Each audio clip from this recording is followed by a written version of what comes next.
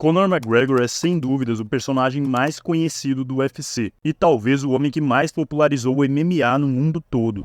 Com um número de haters quase tão grande quanto seu número de fãs, o irlandês alcançou feitos inacreditáveis no UFC, mas agora temos fortes indícios de que sua queda vai ser tão grande quanto sua ascensão no esporte. Mesmo antes de entrar pro Ultimate, Conor já era famoso na Irlanda depois de ter virado duplo campeão do Cage Warriors, e o primeiro a ter 2 cinturões do evento de forma simultânea. Foi por isso que em uma viagem de Dana White para a Irlanda, o patrão do UFC ofereceu um contrato para o irlandês, o que deu início à maior febre da história do MMA. Professional MMA fighter with a record of 4-1. Without a doubt, you will see me on the UFC in the near future. Without a doubt.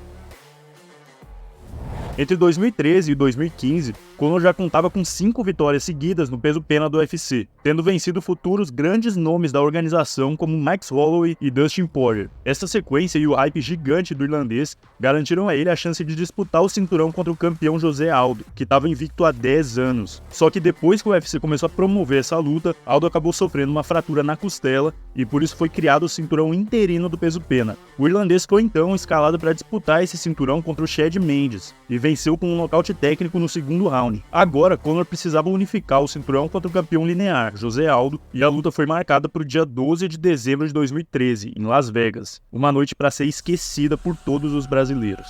McGregor nocauteou José Aldo em apenas 13 segundos com um cruzado de esquerda. Parecia só um golpe de sorte, mas depois foi divulgado um vídeo do Conor no vestiário treinando exatamente o mesmo golpe e explicando como ele ia usar o cruzado para derrubar o Aldo quando o brasileiro tentasse encurtar a distância. Agora, campeão peso-pena do UFC, em vez de seguir o caminho comum e partir para sua primeira defesa de cinturão, McGregor decidiu subir 2 categorias de peso e enfrentar Nate Diaz com 77 quilos, e foi aí que Conor teve sua primeira derrota no UFC.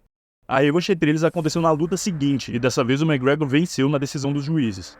O próximo passo para o irlandês seria virar duplo campeão do UFC, repetindo seu feito no Cage Warriors. Para isso, precisaria vencer o campeão peso leve Ed Alvarez, e com um nocaute técnico no segundo round, Conor McGregor conquistou seu segundo cinturão do UFC em novembro de 2016. E agora, novamente, Conor resolveu buscar um novo desafio ao invés de defender o seu cinturão. Deixando os cinturões peso-pena e peso leve vagos, o irlandês decidiu que iria enfrentar ninguém menos do que Floyd Mayweather no boxe. O tamanho do desafio era gigantesco, já que Mayweather é considerado por muitos como um dos melhores boxeadores da história, enquanto Conor estava apenas fazendo sua primeira luta na nobre arte. É claro que ele saiu derrotado, mas embolsou mais de 130 milhões de dólares em apenas uma noite, mais do que qualquer bolsa já paga pelo UFC na história. Nesse meio tempo, enquanto Conor se aventurava no boxe e conquistava o maior pagamento da carreira, o russo Khabib Nurmagomedov acabou se tornando o novo campeão peso leve do UFC. E aí, em 2018, de volta ao Ultimate, Conor foi escalado para ser o primeiro desafiante do russo,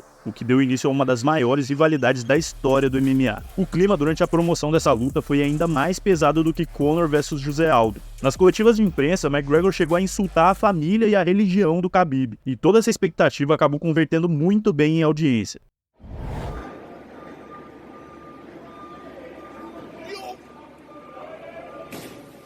Khabib vs Conor acabou quebrando o recorde em vendas de pay-per-view, tornando-se a luta mais vendida da história do UFC. Khabib devolveu os insultos do irlandês na base da porrada dentro do octógono, vencendo por finalização no 4º round depois de bater muito no Conor. Bom, podemos dizer que esse foi o início do fim para o Conor McGregor. Isso porque a partir dessa luta, o irlandês somou 3 derrotas em 4 lutas. E sua única vitória desde então foi contra o quase aposentado Donald Cerrone, que já tinha 38 anos e foi escolhido a dedo para servir de degrau para o retorno do McGregor depois da derrota para o Khabib. Depois de vencer o Cowboy, McGregor lutou mais 2 vezes com o antigo rival Dustin Poirier. Na segunda luta entre eles, Dustin venceu por nocaute técnico no segundo round, e na última luta da trilogia, Conor acabou sofrendo uma lesão seríssima no tornozelo. Então, se o irlandês já vinha em uma queda na carreira desde a derrota para o Khabib, agora ele teria que lidar também com uma longa recuperação.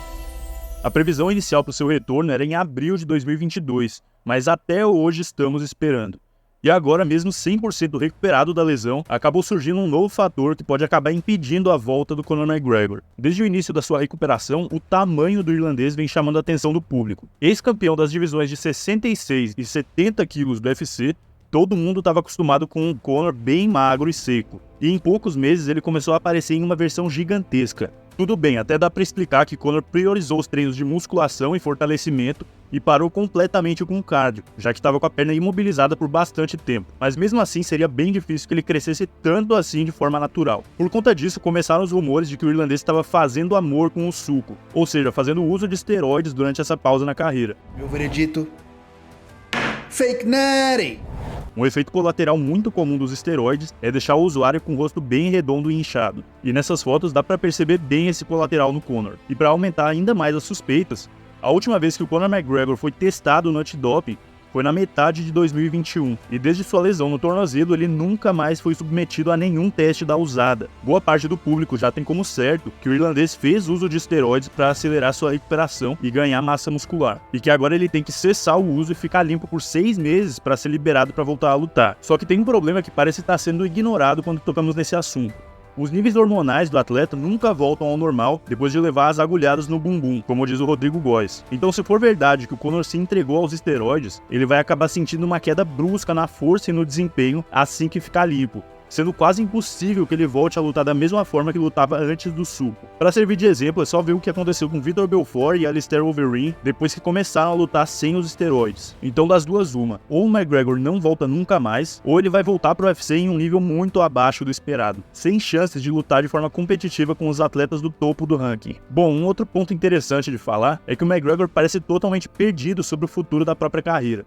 Ele tá participando do TUF como treinador contra Michael Chandler, que deveria ser o seu próximo adversário dentro do octógono. Só que nos últimos meses, McGregor mostrou interesse em diversos outros adversários ao invés de Chandler. No Twitter, o irlandês provocou Charles do Bronx, Leon Edwards, Dustin Poirier, Nate Diaz e por último Justin Gaethje, o novo dono do cinturão BMF do UFC. E agora o McGregor voltou a dizer que vai pegar o Michael Chandler. O plano do irlandês é fazer essa luta em dezembro, o que provavelmente não vai ser possível, já que ele teria que estar sendo testado pela usada por 6 meses antes de voltar a lutar. Depois do Chandler, Conor disse que vai buscar o cinturão BMF contra Justin Gaethje, e depois quer fazer a trilogia com Nate Diaz. Bom, pelo menos dessa vez ele foi um pouco mais realista e não chegou a citar os nomes de Charles ou Makhachev, já que ao que tudo indica, o cinturão peso leve do UFC tá totalmente fora do alcance dele a essa altura do campeonato. Talvez ele tenha boas chances contra o já aposentado Nate Diaz, mas não vejo uma possibilidade do Conor de lutar de forma competitiva contra um Justin Gaethje no auge ou até contra um Michael Chandler, sem desmerecer o passado do irlandês, que já cravou seu nome na história do esporte, mas sim por conta do histórico recente depois da sua lesão e do provável uso de esteroides. Sem falar no fator motivação, McGregor já conquistou tudo dentro do esporte. É o lutador de MMA mais rico e mais famoso do mundo, e agora também está se dando muito bem com a sua marca de whisky. Então por que continuar lutando? Mesmo que estejamos diante do fim da carreira do Conor, com certeza os seus feitos nos esportes de combate vão ser lembrados para sempre. Duplo campeão do Cage Warriors e do UFC,